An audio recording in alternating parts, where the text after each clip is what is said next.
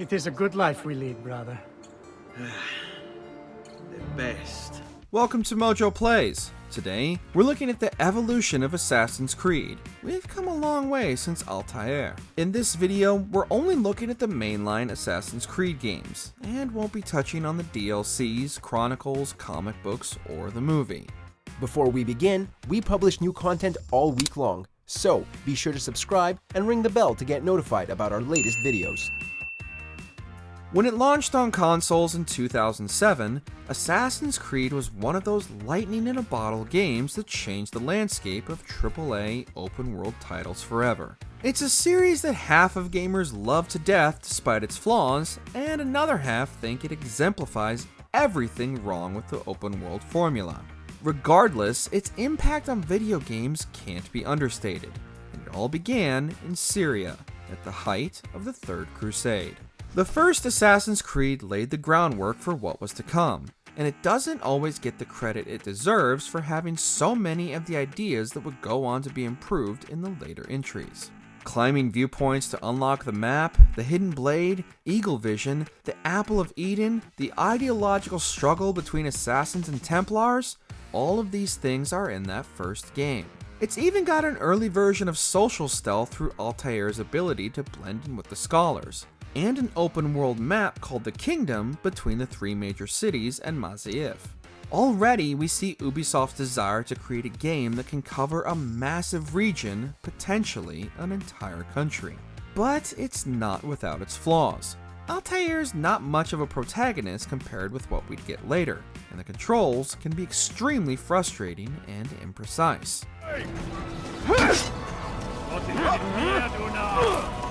It was followed up just 2 years later, however, with Assassin's Creed 2, which built on everything in the original game brilliantly.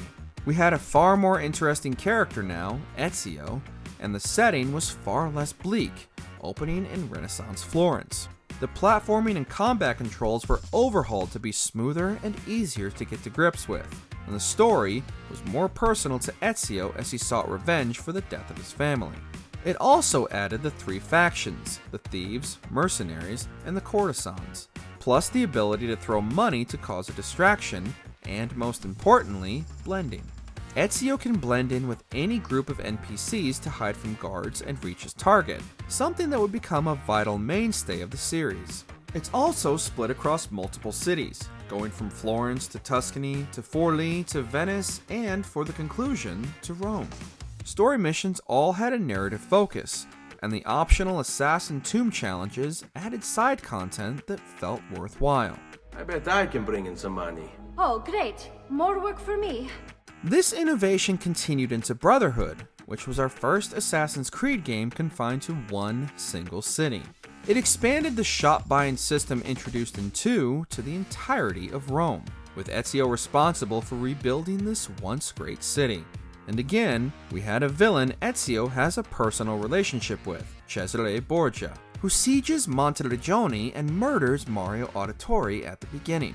Ezio again has interesting optional side missions that will unlock the best armor in the game for him, as well as the option to invest in various side factions.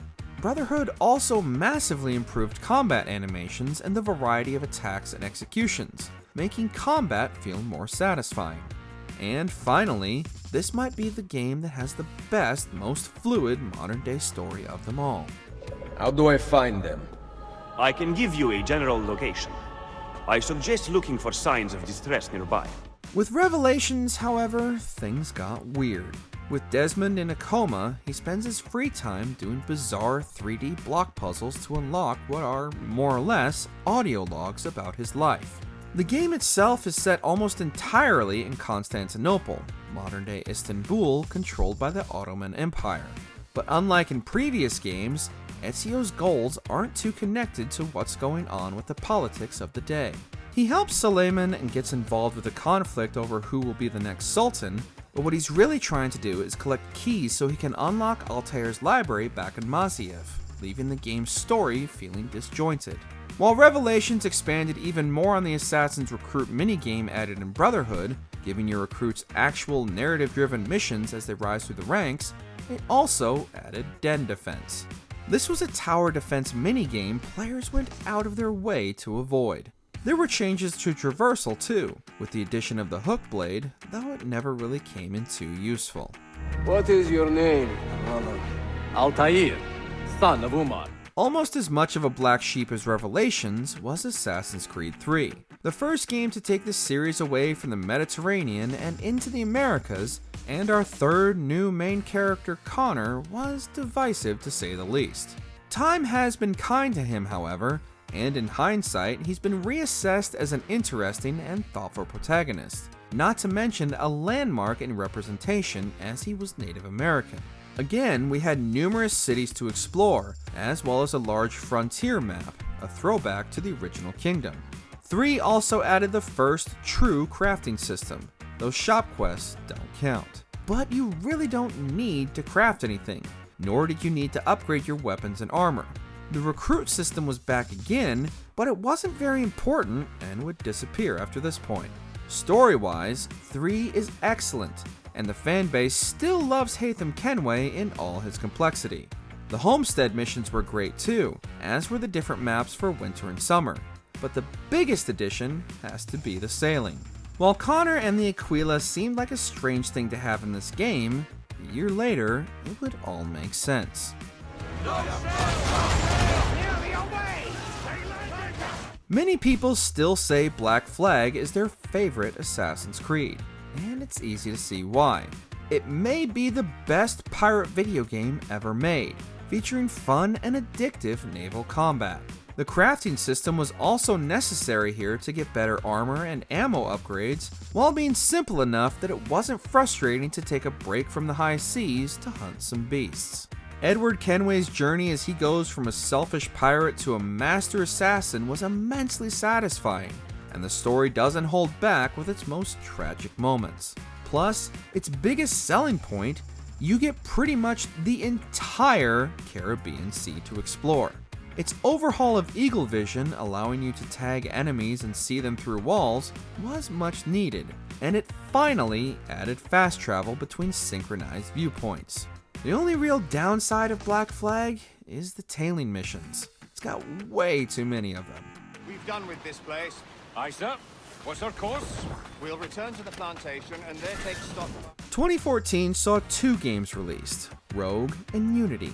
Rogue follows in the footsteps of Black Flag, taking you through New York City, the Hudson River Valley, and up into the Arctic and eastern coast of Canada. The ship combat was just as fun, even if the story was short and much of the side content was slapdash. It didn't add too much beyond the gang hideouts that mirrored the towers Ezio needed to take over, but it was interesting to see things from the Templar side and say a proper goodbye to the naval combat, at least for a while. Unity is more complex.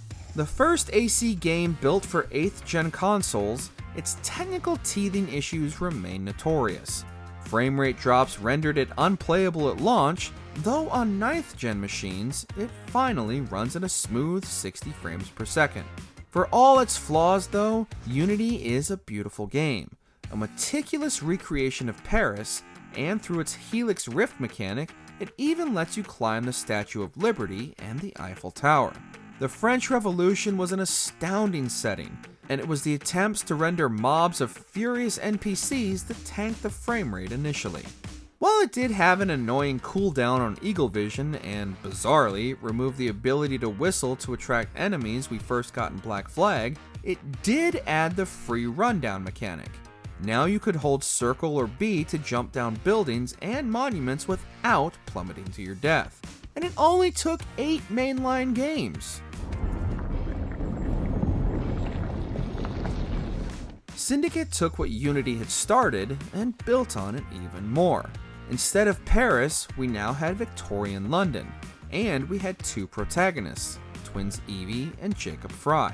Evie's story missions handled tracking down pieces of Eden, while Jacob was preoccupied with breaking Templar control over the city directly. And those gang mechanics we saw in Rogue seem to return here, albeit much more fun as you take down the Blighters. It also had carriage driving and plenty more side content, including races and train robberies. Thankfully, whistling also returned, but Syndicate's big addition was, of course, the zipline. Strange as it was to find a grappling hook here, it made perfect sense considering how big the architecture had gotten. The buildings, landmarks, and streets were massive, and getting around without the zipline is an absolute chore. But Syndicate was, in many people's eyes, the last true Assassin's Creed game.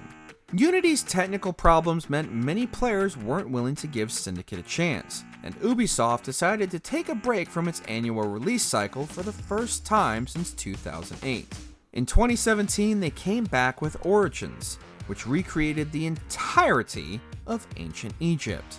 Again, we had dual protagonists in the form of Bayek and Aya, though you couldn't swap between them at will. And again, we had a very personal story, with Bayek seeking revenge. This was unlike Syndicate's villain Crawford Starrick, whom the Fries don't encounter until the end of the game. Origins cemented those RPG elements, overhauled the whole combat system so that you couldn't just mash the counter button, brought the bow and arrow back for the first time since 3, and added a full leveling system that was far deeper than Syndicate's.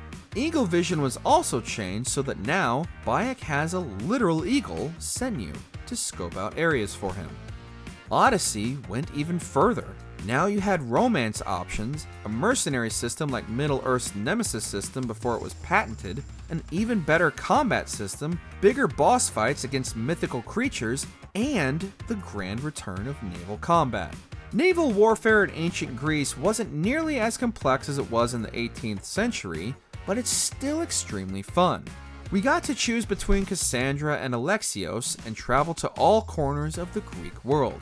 This was also one of the most Isu-heavy games since Juno disappeared, finally getting back to what the overarching lore is all about.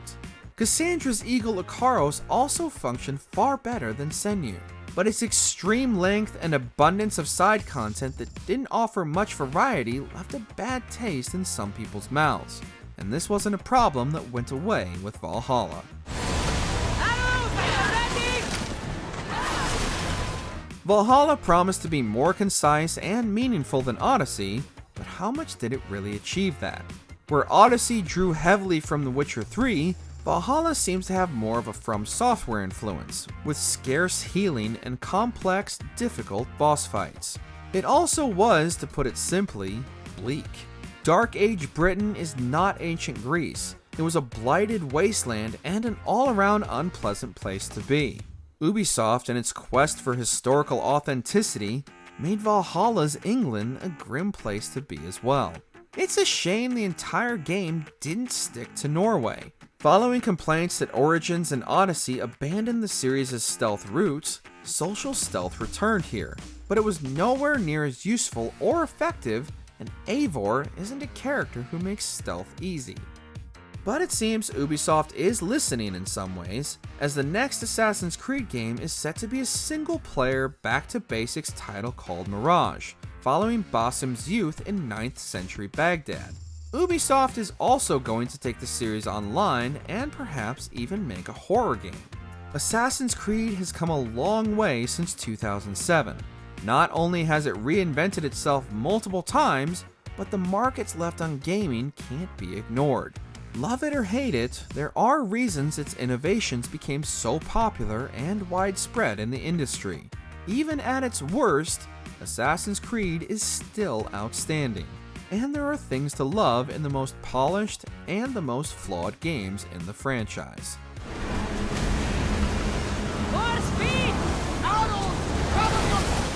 Check out these other great clips from MojoPlays, and be sure to subscribe and ring the bell to get notified about our latest videos.